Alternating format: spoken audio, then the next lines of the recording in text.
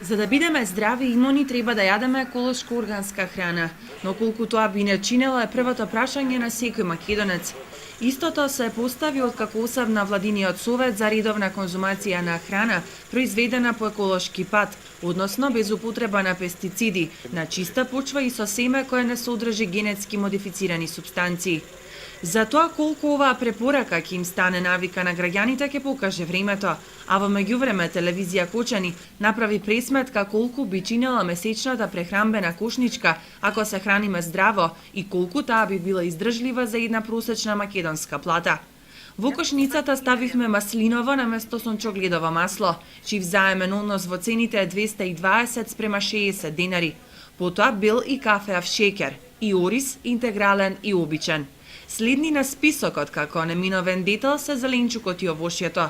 По направените пресметки дојдовме до заклучок дека наведените продукти се за неколку илјади денари повисоки од традиционалната балканска храна, на која сме навикнати, затоа што досега толку и ни дозволувал паричникот.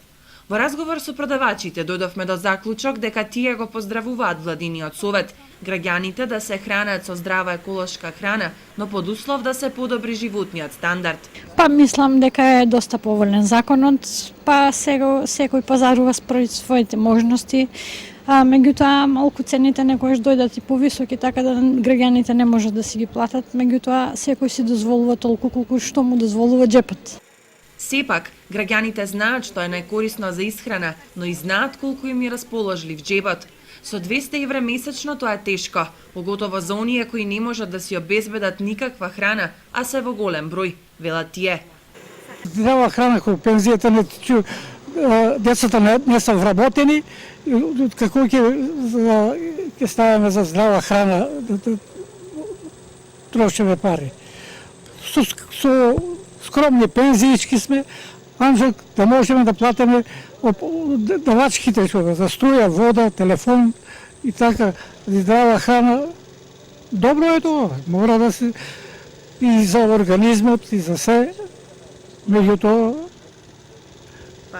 пари треба да се има за здрава храна.